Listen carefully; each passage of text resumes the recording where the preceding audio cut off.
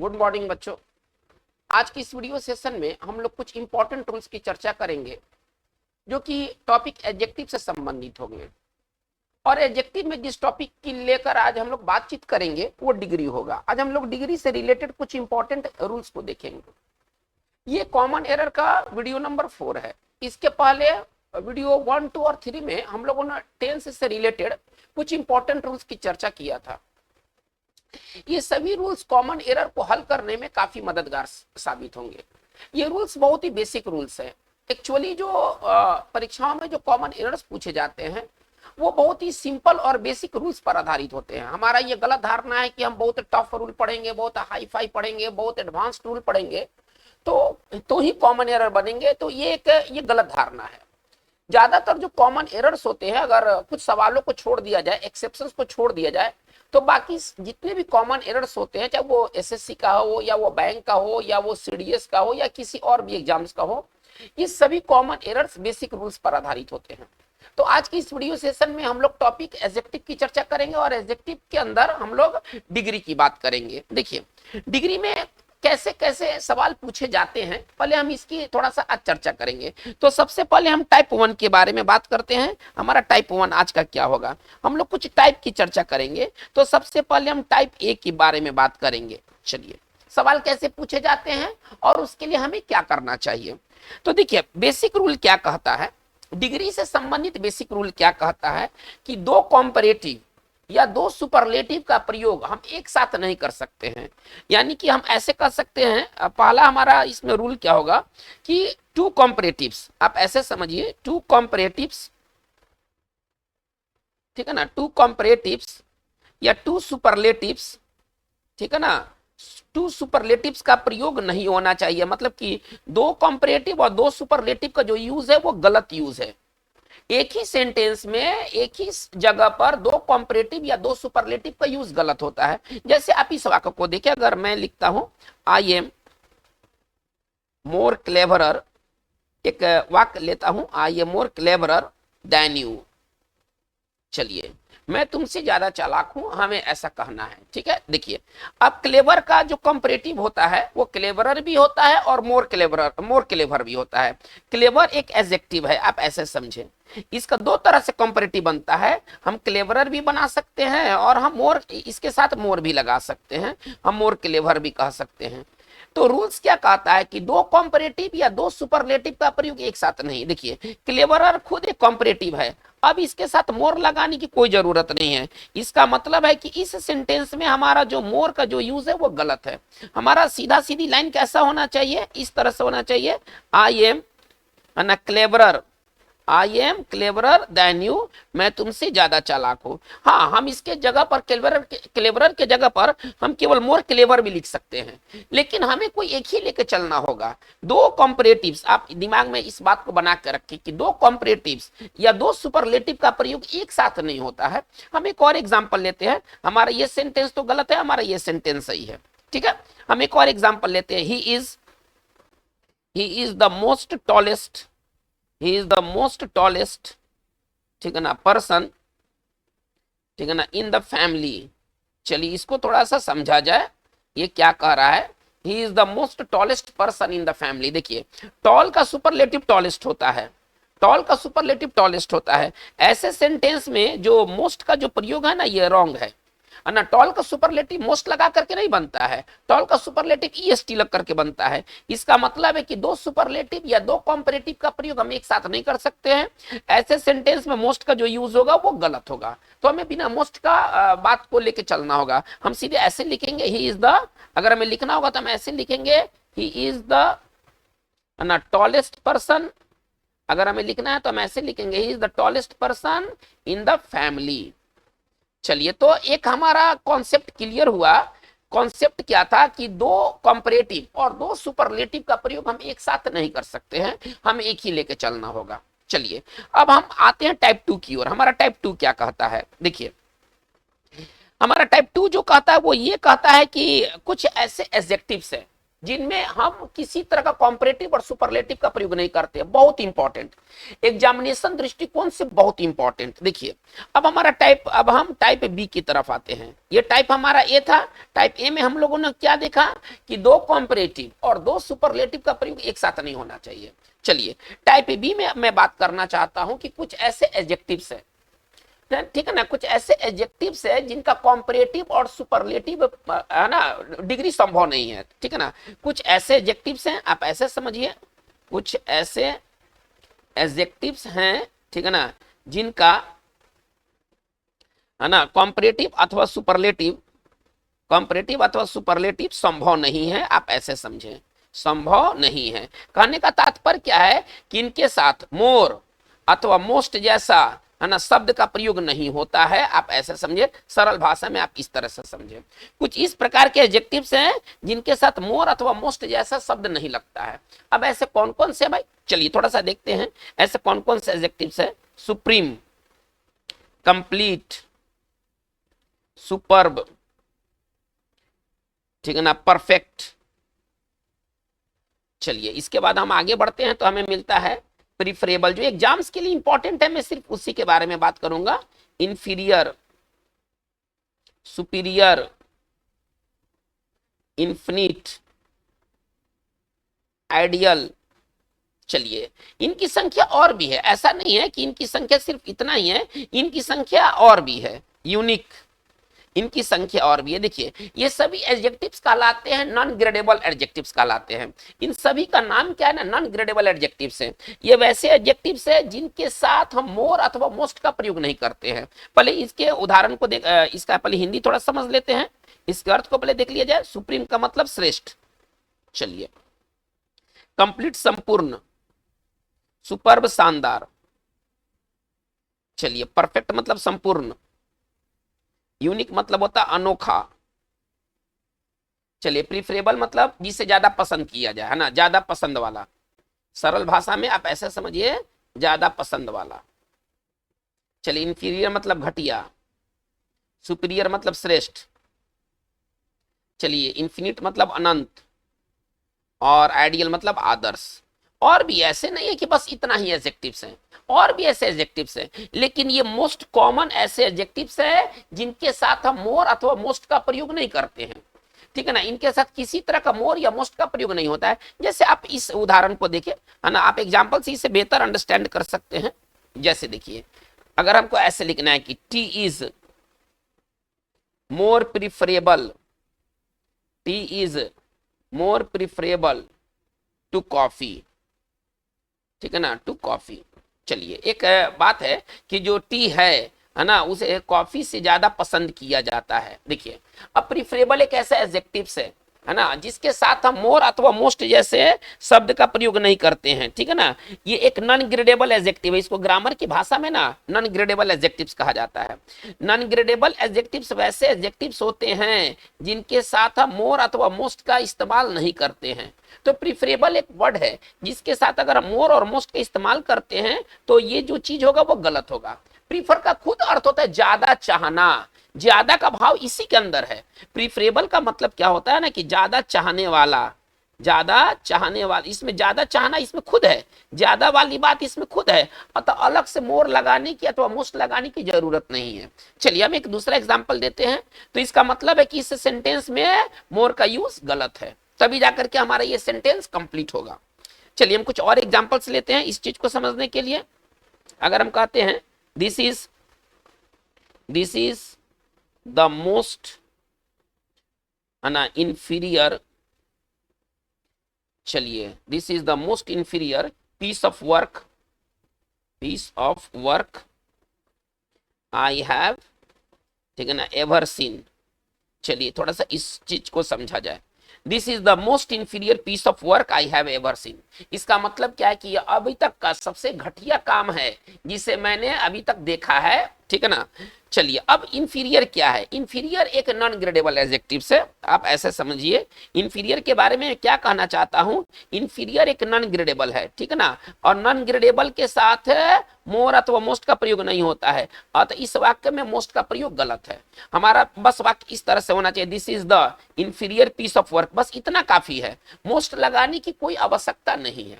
इसी तरह से हम कुछ और एग्जांपल्स देखते हैं इस बात को और अंडरस्टैंडिंग करने के लिए। The Mona Lisa, the Mona Lisa is the most unique and a piece of painting by Leonardo da Vinci. चलिए इसका पहले हिंदी समझा जाए। मोनालिसा, ठीक है ना, सबसे अनोखा पेंटिंग है जो कि लियोनार्डो द विंसी द्वारा पेंटेड किया गया है। देखिए अब यूनिक के बारे में क्या कहा गया, यूनिक एक ऐसा एडजेक्टिव होगा, आप इसको इस तरह से समझे, यूनिक एक ऐसा एडजेक्टिव होगा जिसके साथ हम मोर या मोस्ट का प्रयोग नहीं करेंगे। तो बच्चों ये जो टाइप 2 में या टाइप बी में हमने जिस एडजेक्टिव की चर्चा किया है, इससे आपको सवाल मिलना ही मिलना है, नहीं का कोई प्रश्न ही नहीं है। Unique, perfect, superior, inferior, preferable के साथ आपको अक्सर आपको ये चीज देखने को मिलेंगे, मतलब मोस्ट लगा करके अथवा मोर लगा करके। चलिए तो हमारा ये टाइप बी रहा। अब हम आगे चलते हैं टाइप सी की तरफ। चलिए टाइप सी देखते हैं कि टाइप हमारा सी क्या है,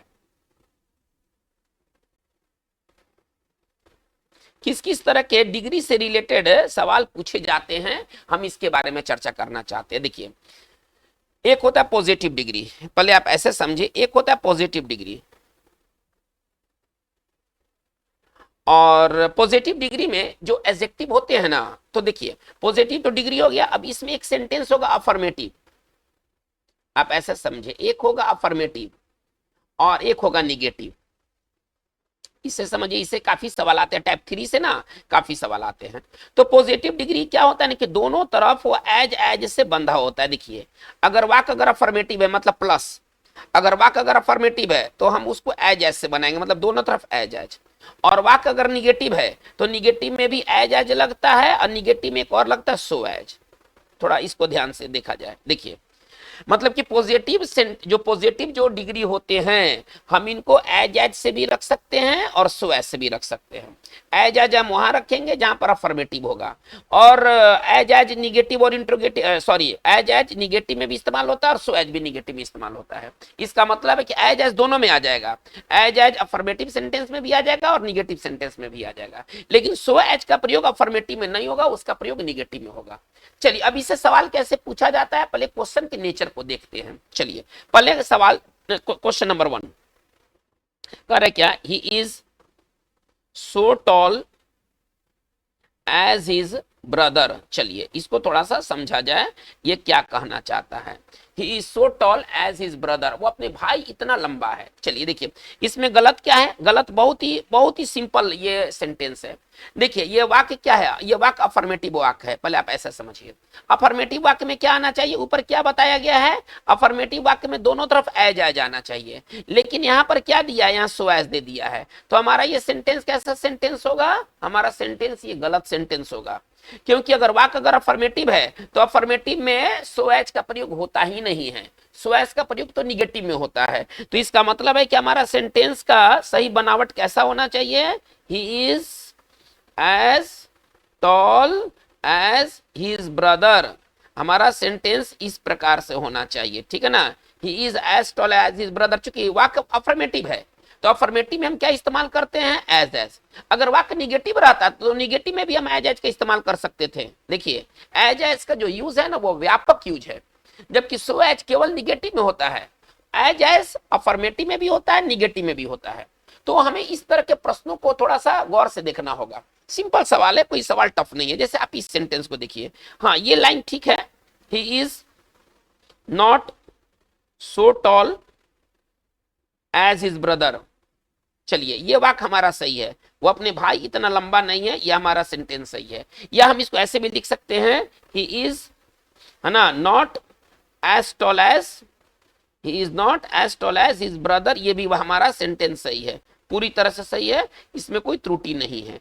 तो हम एज का प्रयोग भी निगेटिव में करते हैं और सो एज का भी प्रयोग निगेटिव में करते हैं। तो ये हमारा क्वेश्चन नंबर 1 इस प्रकार से पूछा जाता है। चलिए हम और कुछ क्वेश्चंस को देखते हैं कि और कैसे कैसे सवाल पूछे जाते हैं। चलिए एक सवाल है कि इस तरह से ही इज नॉट को हटा देते हैं।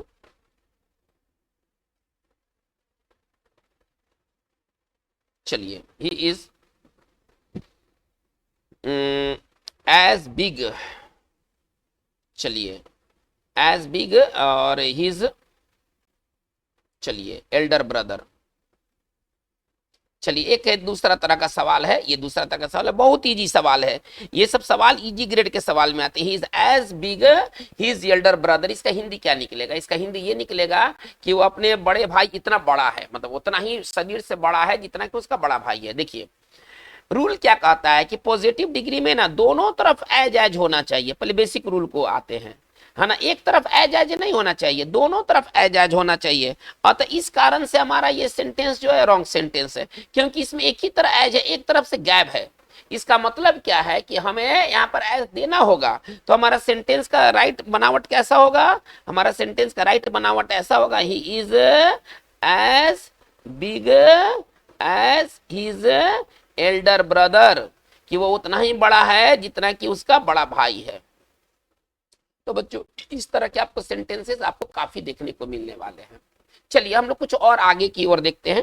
टाइप्स, हमारा पहला टाइप क्या था? पहला टाइप में हम लोगों ने क्या देखा? पहला टाइप में हम लोगों ने देखा कि दो कॉम्परेटिव और दो सुपरलेटिव का प्रयोग एक साथ नहीं होता है।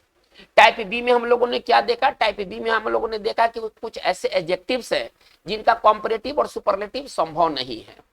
टाइप सी में हम लोगों ने क्या देखा कि पॉजिटिव डिग्री में दोनों तरफ एज एज होता है। ठीक है, चलिए अब हम आते हैं टाइप डी में। अब हमारा जो अगला जो होगा ना वो टाइप डी होगा। देखते हैं और किस किस तरह के सवाल पूछे जाते हैं। अब हमारा जो है ना वो टाइप डी है। चलिए देखिए टाइप डी का सवाल इस तरह से है कि यदि कोई वाक्य सुपरलेटिव में हो, हम उसे पॉजिटिव में कैसे बनाएंगे? ट्रांसफॉर्म करना है, ठीक है ना, और उससे रिलेटेड एरर आपको मिलेगा। अगर हमको कहना है कि गुलाब, एक उदाहरण लेते हैं, गुलाब सबसे सुंदर फूल है, सबसे सुंदर फूल है, हम ये सेंटेंस ऐसा दिया हुआ है, ठीक है ना। या हम ऐसे भी कह सकते हैं कि गुलाब, एक और हिंदी देख लेते हैं, गुलाब सभी फूलों में, एक ही चीज है ना, बनावट दो हो गया, सभी फूलों में सबसे सुंदर है। चलिए हमें ट्रांसलेशन नहीं बनाना है, बस हिंदी दिया हूं कि आप इसे बेहतर समझ सकें। ट्रांसलेशन से हमारा कोई यहां वास्ता नहीं है। देखिए पहले तो हम ये समझेंगे कि कॉमन एरर कैसा देता है। ये वाक्य सुपरलेटिव है लेकिन इसको पॉजिटिव में बनाना है। इसको बनाना किस में है भाई? इसको बनाना आपको पॉजिटिव डिग्री में है। थोड़ा ध्यान दिया जाए, इसको बनाना पॉजिटिव डिग्री में है। वाक्य सुपरलेटिव है लेकिन यही भाव होना चाहिए, आपको पॉजिटिव में बनाना है। वाक्य तो सुपरलेटिव है, सबसे सुंदर, है ना, सभी फूलों में सबसे सुंदर, वाक्य सुपरलेटिव है लेकिन हमें बनाना किस में? हमें बनाना पॉजिटिव में है। तो थोड़ा ध्यान दिया जाए। यदि आप कोई सुपरलेटिव वाक्य को यदि पॉजिटिव में बनाते हैं तो वाक्य देखिए कैसे एरर कैसे देता है। पहले एरर देखते हैं। No flower is as beautiful, थोड़ा ध्यान दिया जाए, as rose. No flower is as beautiful as rose. इसका मतलब क्या हुआ कि कोई फ्लावर रोज इतना सुंदर नहीं है। देखिए यहां पर नो से वाक्य नहीं बनता है, नो अदर से वाक्य बनता है, क्योंकि आप गुलाब को एक तरफ रखते हैं और शेष फूल को आप एक तरफ रखते हैं, यानी कि पूरे फूल में से आपको गुलाब को माइनस करके चलना है। ओके, तो अगर इसको बनाना है, अभी तो यह हमारा सेंटेंस जो है ना ये रॉन्ग सेंटेंस है, पहले आप ऐसे समझे। नो से वाक्य नहीं बनता है, नो अदर से बनता है। इसी तरह से आपको कॉमन एरर मिलेगा एग्जाम्स में। हमें क्या करना है? पॉजिटिव डिग्री में नो का प्रयोग नहीं होता है, नो अदर का प्रयोग होता है। No other flower is as beautiful as rose, हमारा वाक्य इस तरह से होना चाहिए। तो चलिए अब इसी चीज को ना कॉम्परेटिव में हमें बनाना है। अभी तो ये पॉजिटिव में बना है ना, नो अदर करके वाक्य बनता है, इसका ध्यान हमें देना है। नो से सीधे वाक्य नहीं बनता है क्योंकि आपको वहां से गुलाब अलग करना है। चलिए हम एक सेंटेंस देखते हैं जो कॉम्परेटिव में है ना, इसी को आप कॉम्परेटिव में बनाना है कि गुलाब सबसे सुंदर फूल है। हम कैसे लिखेंगे? The rose is the rose is more beautiful, the more beautiful, ठीक है ना,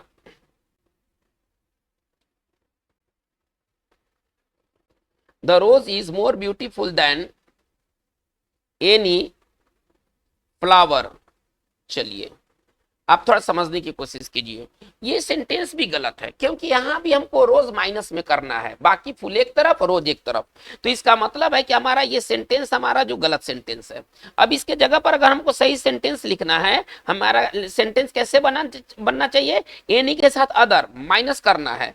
तो हमारा वाक्य इस तरह से होगा, the rose is more beautiful than, any नहीं, एनी के साथ अदर कहिए, any other flowers. The rose is more beautiful than any others flower. तो इससे हम क्या निष्कर्ष निकालते हैं, निष्कर्ष हम ये निकालते हैं कि पॉजिटिव डिग्री में, अभी जो दो सेंटेंस हम लोगों ने डील किया है, तो निष्कर्ष क्या निकलेगा कि पॉजिटिव डिग्री में हम अदर का प्रयोग करते हैं, थोड़ा ध्यान दिया जाए। अच्छा, कॉम्परेटिव डिग्री में भी, कॉम्परेटिव डिग्री में भी हम अदर का प्रयोग करते हैं, ठीक है, लेकिन सुपरलेटिव में थोड़ा ध्यान दिया जाए, लेकिन सुपरलेटिव में अदर का प्रयोग नहीं होता है। थोड़ा सा इसका एकदम बहुत इंपॉर्टेंट ये है, ये बहुत ही सरल भी चीज है, इंपॉर्टेंट के साथ साथ ये बहुत इजी है। देखिए, यदि कोई पॉजिटिव डिग्री बनाते हैं, नो से बनाते हैं, तो नो अदर होना चाहिए। चलिए, अगर हम कंपैरेटिव में बनाते हैं तो एनी चाहे ऑल अदर होना चाहिए, मतलब इसके साथ हम अदर ऐड करेंगे, लेकिन सुपरलेटिव के साथ अदर का प्रयोग नहीं होता है। अब इसी चीज को हमको सुपरलेटिव में बनाना है कि गुलाब सबसे सुंदर फूल है। हम कैसे इसको लिखेंगे, अगर हमें लिखना है तो कैसे लिखेंगे, थोड़ा सा स्टाइलिश वे में लिखते हैं। अगर इसको हमें लिखना है, सॉरी, तो हम इसको इस प्रकार लिखेंगे, of all flowers, of all flowers, ठीक है ना। चलिए, the rose is, the rose is, हम ऐसे लिखेंगे, the rose is the most beautiful, the most beautiful flowers, the rose is the most beautiful flowers. देखिए, सुपरलेटिव में कहीं भी अदर का प्रयोग नहीं हुआ, सुपरलेटिव में अदर लगता नहीं, ऑफ ऑल अदर फ्लावर्स, ये अगर हमें अगर अदर लिख देते हैं, अगर यहां पर अगर हम अदर लिख देते हैं तो हमारा ये सेंटेंस रॉन्ग हो जाएगा। चलिए एक कुछ और एग्जांपल्स हम लेते हैं बेहतर अंडरस्टैंडिंग के लिए, हमें कॉमन एरर पकड़ना है, ठीक है ना। हम लिखेंगे कि no river is as big as the Ganga. चलिए, ये गलत है या सही है, बताइए आप क्या है ये। अब नो के साथ वाक्य शुरू नहीं होता है, पॉजिटिव डिग्री में अदर लगना चाहिए, आपको ये बताया गया है। यानी कि हमारा सेंटेंस ऐसे बनेगा, नो अदर रिवर, ठीक है ना, is as big as Ganga. भी तो ये सेंटेंस सही है, गलत है, हमारा सेंटेंस ये सही निकला। नो के साथ हमें अदर लगाना है, ये कौन सा ये डिग्री हो जाएगा, तो ये पॉजिटिव डिग्री हो जाएगा। पॉजिटिव डिग्री में आप ऐसे समझे कि नो अदर का प्रयोग करते हैं, ठीक है। चलिए, अब इसी को अगर हमको बनाना है कॉम्परेटिव में, इसी को हमें कॉम्परेटिव में बनाना है, तो क्या करते हैं, गंगा सबसे बड़ी नदी हमको ऐसे कहना है। हम इसको कैसे लिखेंगे, चलिए हम इसको ऐसे लिखेंगे कि द गंगा इज, ठीक है ना, बिगर देन, कॉम्परेटिव बनाना है ना, तो कॉम्परेटिव फॉर्म तो होना चाहिए, बिगर देन एनी रिवर। चलिए, अब ये तो हो गया हमारा। तो क्या हमें इस सेंटेंस सही लगता है, तो अभी मैं बताया हूं कि कंपैरेटिव जहां होता है वहां भी अदर का प्रयोग होगा, तो एनी के साथ अदर का प्रयोग हम करेंगे, ठीक है। हमारा वाक्य का शुद्धिकरण कैसे होगा, द गंगा, ठीक है ना, इज बिगर देन, एनी नहीं कहिए, एनी के साथ अदर कहिए, एनी अदर रिवर हम ऐसे कहेंगे। सुपरलेटिव में अगर हमें बनाना होगा, इसी चीज को अगर हमें सुपरलेटिव में बनाना होगा तो हम सीधा सीधी लिखेंगे, the Ganga is the biggest river, बस हो तो गया। अब यहाँ पर कहीं भी हमें मतलब बिगेस्ट रिवर हम ऐसे लिखेंगे, कहीं भी अदर लगाने की आवश्यकता नहीं है। तो बच्चों, ये जो टाइप है, टाइप डी, बहुत इंपॉर्टेंट टाइप है, इससे सवाल आपको अक्सर मिलेंगे, आप ऐसा समझिए, इसमें कोई दुविधा नहीं है। अब एक एरर हम देखते हैं, एक कॉमन एरर कैसे देता है, प्लेटिनम। एक और सेंटेंस देख लिया जाए, platinum is heavier than all metals. चलिए इसका हिंदी क्या निकलेगा कि जो प्लेटिनम है वो सभी धातुओं में सबसे ज्यादा भारी हेवियर है, जितने भी मेटल्स है ना उसमें वो हेवियर है। कहने का मतलब अभी मैंने क्या कहा है कि कंपैरेटिव में ना अदर जरूर लगना चाहिए, चाहे एनी हो चाहे ऑल हो। अगर यहाँ अगर एनी भी रहता तो यहाँ पर अदर लगता, यहाँ ऑल भी है तो कंपैरेटिव, ये कंपैरेटिव का ना बनावट है, हेवियर लिखा है, हेवियर के साथ देन लगाया है। तो ढांचा कौन सा ढांचा है? कंपैरेटिव का ढांचा है। कंपैरेटिव के साथ क्या लगना चाहिए? कंपैरेटिव के साथ अदर का प्रयोग होना चाहिए। इसका मतलब है कि हमारा वाक्य कैसे बनेगा? Platinum is heavier than all या एनी, हम दोनों में से कोई भी रख सकते हैं, अदर मेटल्स। तो बच्चों हमारा ये जो सेक्शन है हम समझते हैं कि पूरी तरह से क्लियर हो गया होगा। तो आज हम लोगों ने 4 टाइप का अध्ययन किया, 4 टाइप के, इसमें हम लोगों ने रूल्स के बारे में बात की। पहला बात किया जो कि इससे काफी कॉमन एरर्स आते हैं कि 2 कंपैरेटिव 2 सुपरलेटिव का प्रयोग एक साथ नहीं, ठीक है। चलिए दूसरा और बहुत इंपॉर्टेंट रूल्स क्या है कि कुछ ऐसे एडजेक्टिव्स हैं जिनके साथ हम कंपैरेटिव या सुपरलेटिव जैसे मोर या मोस्ट जैसा हम कोई वर्ड नहीं लगाते, जैसे सुपर, जैसे एक्सीलेंट, जैसे इंफीरियर, सुपीरियर, है ना, प्रीफरेबल, इनके साथ हम कभी भी मोर या मोस्ट का प्रयोग नहीं करते हैं। तीसरा हम लोगों ने क्या पढ़ा कि जो पॉजिटिव डिग्री होते हैं वो दोनों तरफ एज ऐसे बंधे होते हैं। और चौथा हमने क्या पढ़ा कि अगर हम किसी सुपरलेटिव डिग्री को अगर हम कंपैरेटिव और पॉजिटिव में बनाते हैं तो उसके साथ हमें अदर लगाना है, थोड़ा ध्यान दिया जाए, इसके साथ अदर लगेगा, कंपैरेटिव के साथ अदर का प्रयोग होगा, लेकिन सुपरलेटिव के साथ अदर का प्रयोग नहीं होगा। तो बच्चों आज का हमारा ये वीडियो सेशन इतना ही, लेकिन अभी एडजेक्टिव से रिलेटेड और भी इंपॉर्टेंट रूल्स आगे की वीडियो में जारी किए जाएंगे। आज की बात बस इतना ही। अगर आपको ये वीडियो सेशन कैसा लगा, आपके अपने जो भी विचार हैं, आपके लिए कमेंट बॉक्स एकदम खुले हुए हैं, आप उसमें अपने विचारों को एप्रोप्रिएट जो आइडिया है आप उसको वो दे सकते हैं, फीडबैक दे सकते हैं, जिससे कि हमें और भी इम्प्रूव करने का एक अपॉर्चुनिटी मिले। तो आज की बात बस इतना ही। Thank you very much.